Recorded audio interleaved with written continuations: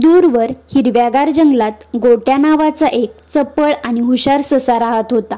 तो सगळ्यांचा लाडका होता, कारण तो नेहमी आनंदी आणि मदत करणारा होता। एके दिवशी गोट्या जंगलात उड्या मारत फिरत असताना त्याला एक चमचमणारी जादुई टोपी सापडली। ती पाहताच गोट्या आनंदाने उड्या मारू लागला। वाह, ही टोपी जादू करू शकते का? गोट्याने टोपी डोक्यावर घातली। क्षणात टोपी चमकली आणि त्यातून आवाज आला, गोट्या, माझा वापर चांगल्या कामासाठी कर। गोट्या दचकलाही आणि आनंदीही झाला। तो जंगलात फिरू लागला। आता गोट्या जादूने बरीच कामे करू लागला। कधी एखाद्या पक्षाचे तुटलेले घर झाडावर पुन्हा बसवायचा, कधी एखाद्या चिमुकल्या उंदरासाठी धान्य मिळवून द्यायचा।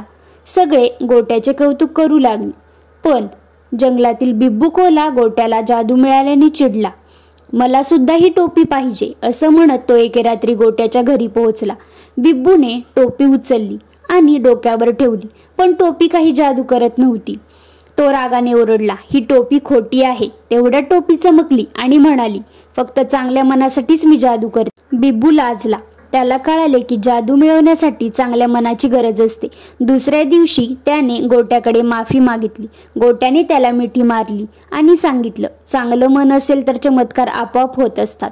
त्या दिवसापासून बिब्बूही सगळ्यांची मदत करू लागला आणि जादूची टोपी ती कायम गोट्याबरोबर राहून जंगलात चांगुलपणा पसरवत राहिली।